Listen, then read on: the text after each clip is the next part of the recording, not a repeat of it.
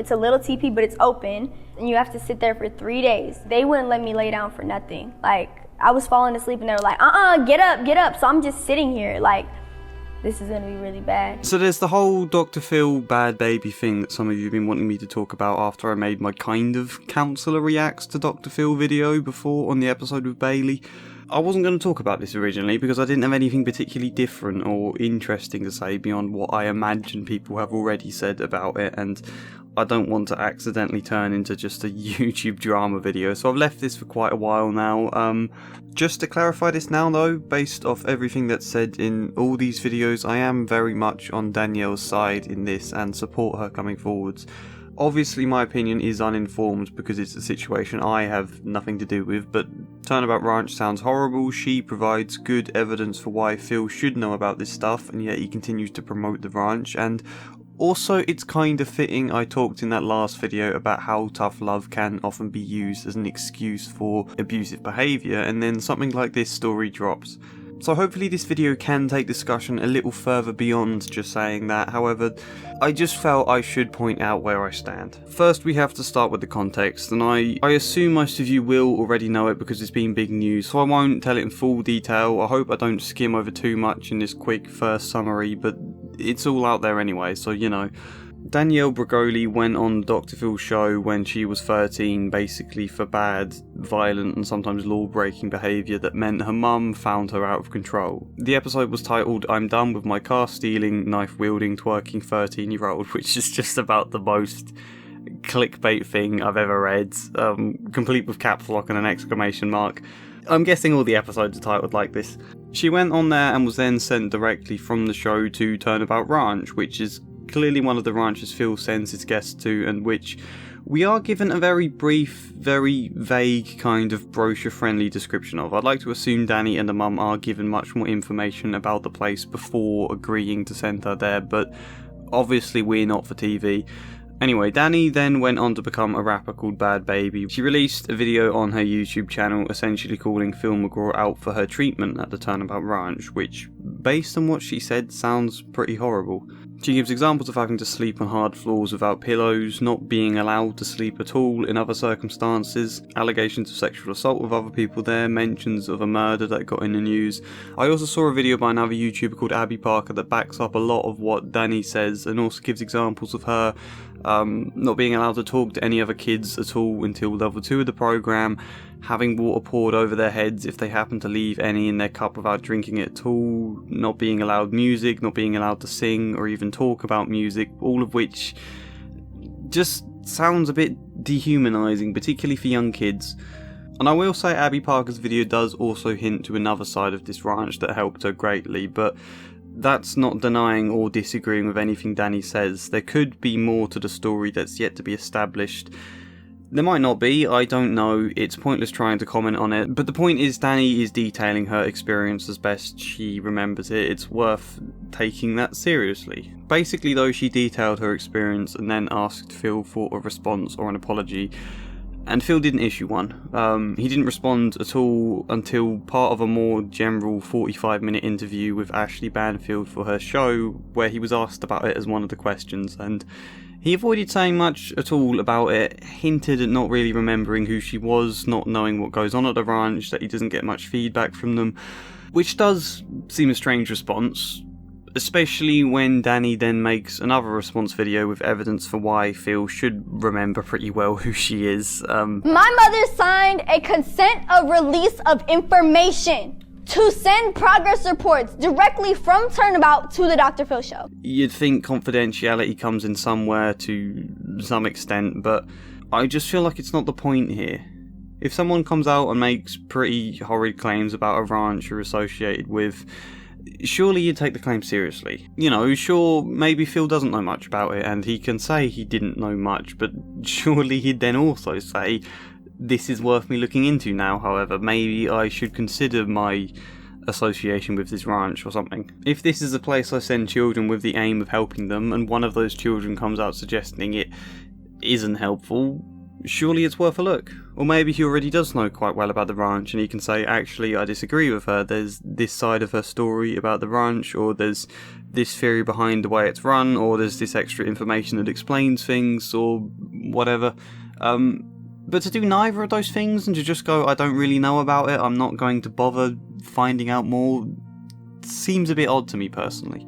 But look, I don't want to get caught up in that debate because I don't have much information. That would just be giving my uninformed opinion about YouTube drama that adds nothing to the mix. Instead, we're going to talk a bit about her time on the show, but also the Banfield interview in more depth, because I think even the rest of the interview around the Dani situation brings up a lot of interesting points to consider.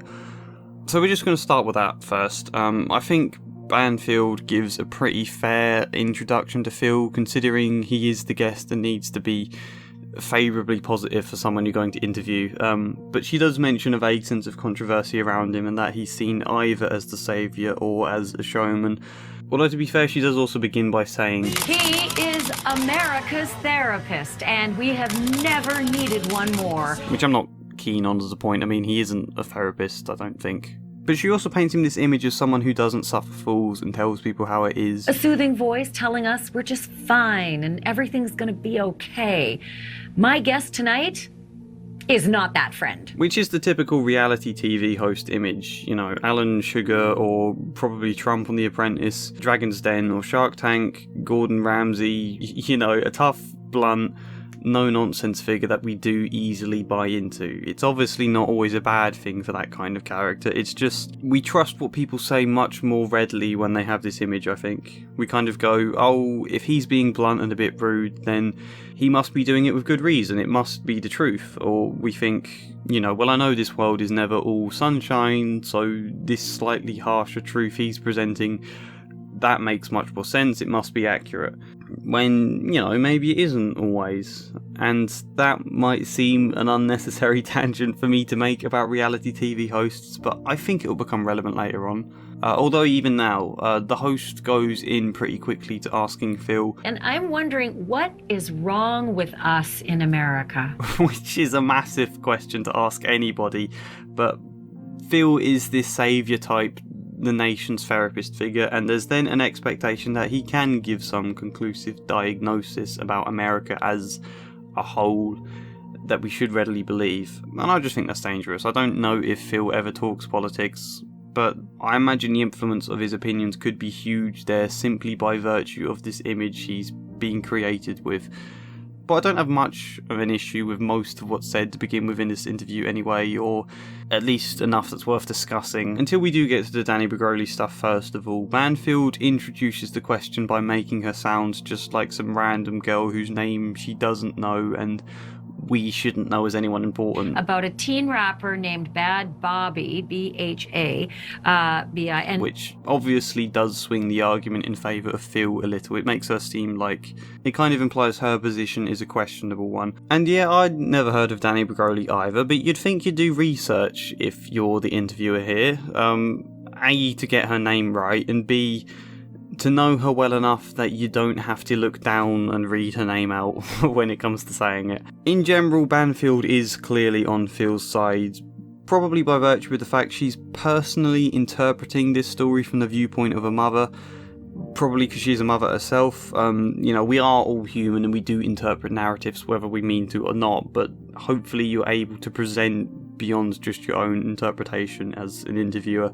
But what I mean is, a lot of how Banfield presents this whole situation is built around the idea of this troubled mum who has just this out of control child, and how hard that must feel for the mum and how horrible it is for her. Like Dani just appeared as a demon child out of nowhere, when, if we go into the Dr. Phil episode itself, the mum plays her own part in causing a lot of the fights. It almost seems as though you're provoking the situation. But in Banfield's eyes, the mother is a spotless, perfect mother who just happens to find herself in this difficult position. Her mom brought her on the show to say, I can't handle her anymore. You know, issues are never that one-sided, obviously. She then plays a very isolated clip from Dani on the show where she was 13 and it makes her look very bad without playing any clip of her talking about her experience or the Turnabout Ranch. And then the interview comes back with Banfield stressing. And by the way, let's remind everyone, that was 13. Not sure how I would have handled that 13-year-old if she were my 13-year-old. So we've got all of this before we get to the actual issues Dani was raising. All of this prologue to tell us Dani is a bad person and mothers are the innocent victims of their bad children. And then the issues themselves are very quickly breezed through. She says that the place that she was recommended to go was abusive to her, wouldn't let her sleep. What are your responses to her? Like, that's all she says. She could have given a bit more detail than that, surely, you know.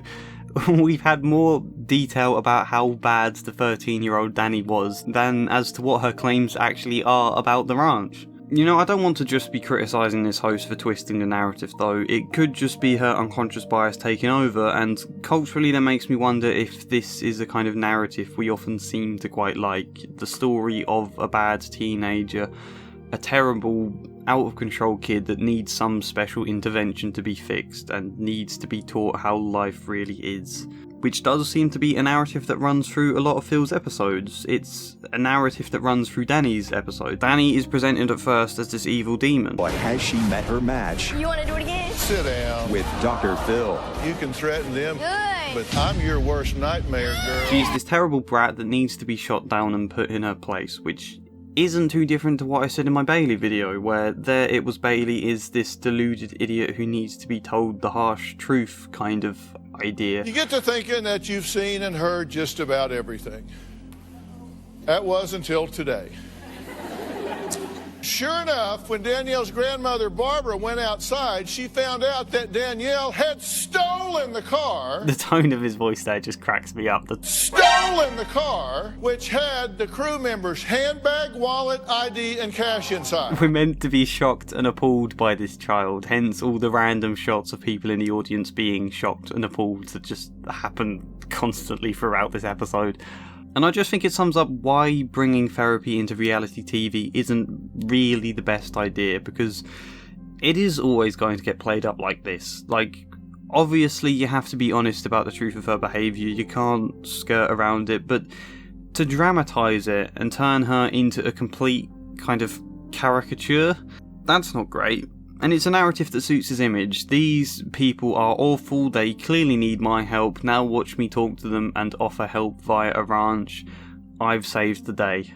But that general narrative is one we get used to, and I don't want to give pop psychology conjecture about why it appeals, why we like looking down on troubled children as terrible demons who need a good talking to, and it's a narrative we see here in this interview. It becomes more apparent as the interview goes on, and as I said earlier, Phil deflects from the accusation saying, She had a bad experience. You know, obviously I would hate that. We'd be sorry about that. but makes no real mention of whether the ranch needs looking into or if he still supports it and gives reasoning as to why, or even kind of just says that sounds awful but she's accusing the wrong person sort of argument. He just sort of avoids it all instead, and Banfield doesn't push anything, but then instead just asks the question. When you have a child like that who is incorrigible, I mean, I just watched that behavior and I thought, wow, first of all, calling a group of people you don't know who are mostly your elders a bunch of hoes, and then saying, catch me outside, how about that? You know, what do you do with young people like that? And it's at this point any attempts to consider Dani's perspective gets firmly thrown out the window in place of this agenda. Terrible, incorrigible children, what do we do about them? And personally, I find the fact she's shocked by Dani calling her elders a bunch of hoes so funny. It's almost the stereotype of an uptight, white, middle-class mother, isn't it? Like, you know, children swear at people when they're angry. Same as adults swear at people when they're angry. Depending on the context, it can be a bad thing to do, but if you do feel wound up enough in certain situations, you'll swear regardless of the age of the person you're targeting. The fact they're her elders should have absolutely nothing to do with it beyond that very old-fashioned notion that children are all meant to respect their elders in every situation without necessarily getting respect in return. You know, Dani is in the centre of a stage, surrounded by people who have just spent God knows how long pulling shocked faces at her and jeering and glaring like she's evil or cheering like idiots when Phil lays into her. She's probably also been instructed to play up to things for TV effect. Who isn't gonna lose their cool and get annoyed with the audience in that situation and swear at them? It's like prodding a dancing bear and then being surprised when it roars. You know the shit I was hearing in the crowd? So for you to tell me I can't say something back to people who are saying something to me? Banfield then goes on and asks, what else is there but some tough love, at a ranch or where else? which firstly, okay, she's saying someone deserves tough love for not respecting their elders? Isn't this supposed to be a world where you learn respect through care and love and trust, and you earn respect by not being a dick, rather than respect being a divine right for all elders, no matter how they behave, so that this young generation then grows up and repeats it again on the next generation kind of thing? But crucially, they've just moved seamlessly from mention of Dani's horrible experience at the ranch to Banfield saying she was a bad 13-year-old girl who didn't respect her elders and therefore deserved to be put through the ranch. That's a hell of a thing to say. That's not her saying the ranch was good for her for these clear reasons and there's these positives we can mention or whatever. She's not saying that, but just in 3 quick steps the conversation has gone. Dani says she was treated abusively at the ranch. Dani was a terrible kid. What else can you do for terrible kids but send them to the ranch? And I've said my thoughts on the concept of tough love in my previous Dr. Phil video, but it's a way of treating kids that is often very appealing to many people, perhaps because it's easy, perhaps it's more satisfying to just say what you think to a child, or in some cases much worse than that, but as Banfield adds to the end of her question, You can't coddle kids like that. which I think is part of the problem.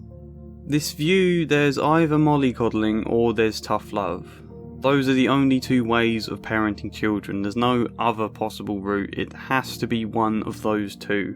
Which is obviously just not true, but it's a good justification for the tough love model when we know tough love can be risky, because when is it actually caring tough love, and when is it abuse clothed in the excuse of tough love? There's a thin line. And there's also a myth here as well that Banfield herself has clearly bought into. The more I hear from teachers and coaches and other parents of the behavior of kids at school. I mean, I thought it was shocking when a teacher told me, 5 or 6 years ago, that the kids regularly drop F-bombs at the teacher, telling them to F this and F you and all the rest, and that's normal. And now my kids who are in middle school and high school say it is normal. How did we get to this point where you're allowed, A, to drop an F-bomb anywhere if you're a kid, and B, that you're allowed to do that to a teacher? First, who says it's gotten worse? Banfield, because she's now a mother and in a kind of journalist position, so she hears more stories and interacts with more teachers and other parents? Or is it just her getting old and looking back with rose-tinted glasses and enjoying her 5 minutes to rant about what she thinks is wrong with America? So I don't think we can necessarily say it's gotten worse. Secondly, why is kids swearing the thing to judge the education system on? Isn't the purpose of school to help kids grow into well-educated, developed, strong human beings? Surely those are the figures you should be looking at to see if things have gotten worse or not. Creating leaders for the future is what they often say about education, or instead is the purpose just to make them behave and not act out badly ever and respect their elders so that they'll grow into yes men for the future? With all the huge umbrella of aims that the school has for children and its purpose, I think judging the education system solely on how much you imagine they swear at teachers is pretty mad. And thirdly, is swearing at a teacher honestly the worst thing? Not stories of kids getting shoved in lockers or beaten up or burning teachers' cars and all that kind of stuff. I remember occurrences of kids swearing at teachers. I think I myself did a few times. Kids have meltdowns and they shout, potentially kick over a chair, storm out of the room kind of stuff. There's plenty of adults who do the exact same things in many situations and punch holes in walls and all of that. And obviously there's plenty of reasons anyone can have a meltdown, but largely I think we can say it comes down to the fact it's difficult to regulate emotions. When we feel worked up for whatever the reason, it's difficult to not go mental, particularly if you're still young and still learning how to cope with lots of feelings and experiences.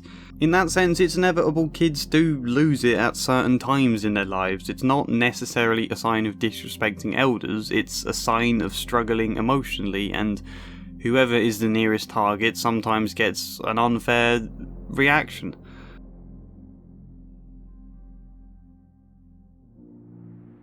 You know, I do personally think the education system is in serious need of reform. It has been for a long, long time. However, to suggest it's gotten worse and apparently kids swear at teachers much more and our modern youth are completely out of control, it's just mental. It's complete conjecture. But all of it leads to a greater point, because having established all this, she then asks how kids can be getting away with swearing nowadays, and Phil responds, Well, you know, it's just a lack of consequences. and I don't want to take him out of context completely, because Phil does say some good stuff. He's right to suggest solid, consistent boundaries are needed in parenting, and he talks of kids needing positive reinforcements, which can be good depending on how it's done. So I will say that, and I will also say this isn't really about criticising him or even Banfield. It's more just a good example for some of the cultural beliefs we still have on these subjects that don't begin with these people but obviously will get spread and reinforced further via TV.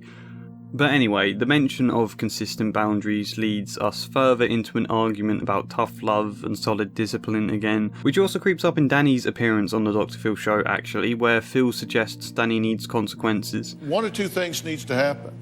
She either needs to be fully prosecuted and go to the penitentiary, or as an alternative, I've asked Kristen Hayes to come here, and Turnabout Ranch is a real working ranch where real values are taught to create real lasting change. But the idea of consequences gets taken further when Banfield says, And I know that the spanking debate has been well worn out long ago, but now we're dealing with a generation of kids who tell teachers to F off. And I'm just wondering, like, have we made a mistake in saying we've got to find another route? which is mad. So now we've moved from Dani's suggestion of abuse at the ranch to wondering if maybe spanking children is a good thing based on her conjecture that children apparently behave much worse now. And yeah, to be fair, I don't think Phil was suggesting that at all, and he does talk about the need for more counselling and that schools don't equip children well enough in general to cope with anxiety and depression and things, but having had Banfield throw this idea into the conversation, he very diplomatically avoids disagreeing with her at all. So I don't know what Phil personally thinks about using the cane. He's a smart man, he's much more knowledgeable than me. I assume he's aware that style of discipline isn't helpful or effective in the long term, it's abusive. However, if we have this narrative fairly often to his shows of these terrible, terrible kids who need some straight talking, harsh speaking, tough love truth, then sending away to a ranch that he does mention more as a place for consequences and teaching values, then it's no wonder people watch this show, absorb this kind of story, then take the thoughts one step further into the realm of maybe kids need the cane. And that's hugely problematic. Sure, Phil talks even in this interview about kids needing positive reinforcements and not to be seen as bad, and he says in the episode at the end he doesn't think Dani is bad deep down, but this all comes as a minor point right after an entire show of stressing with shock tactics just how awful a person she is. So to then just tack on at the ends that you don't think she's bad doesn't really work. But look, I've been talking for a long time now. I'm actually kind of getting a bit bored, if I'm honest, and I think my throat is going. So I'm going to try and wrap this up, even though they talk about spanking for a while longer. I would hope in this day and age that we're moving very much away from the cane or the belt or paddle as a form of discipline, but Phil himself suggests in this interview people's feelings on it in America are split 50-50. It ties into those same ideas of tough love and respecting elders rather than doing anything to strengthen kids emotionally. I just think it's too easy to argue that children are out of control and need something sterner. It's too lazy and too easily veers off into unjust revenge feelings. I think a distinction has to be made between maintaining clear, consistent, secure boundaries that provide a level of safety and understanding compared to spanking, which isn't clear, very rarely consistent, but more based on when the parents happen to lose their temper, which of course then is teaching them temper rather than emotional regulation, and there's nothing safe, protective, caring about it at all. Tough love and mollycoddling are not the only options, and I'd say more consistent boundaries with understandable consequences alongside compassion and emotional regulation is the way. Which I guess is one of the things my case study series of a fictional girl named Katie will get to. You can check that series out so far if you're interested. It's about a similarly out of control girl called Katie, and about what doesn't work in trying to help her, and then afterwards what does. And you know, it isn't easy. Parenting or teaching or supporting difficult children is not easy by any stretch of the imagination, but it is essential, and perhaps this is the cultural shift we need to make, where we stop looking at troubled children as demons sent to terrorise poor and undeserving mothers all the time, and start empathising a bit beyond blame or fault on either side. Even if some of the reasoning behind sending a child like Dani to a mental health facility is bad behaviour, although I assume there's more emotional reasons in the background, treating them like demons you can just send away, pack their bags off to this magical fixed solution so that they can come back to you as little angels, that doesn't seem the right approach. Half the problems may involve the parents themselves anyway. That attitude could lead things culturally into less a place meant to help these troubled kids than people half wanting to send their kids there as a means to punish them, as a means for revenge. Some people watch Dr. Phil ridicule guests and declare, send them to the ranch, like it's the Emperor showing thumbs down in the Colosseum. Is that what we're half looking for in these places?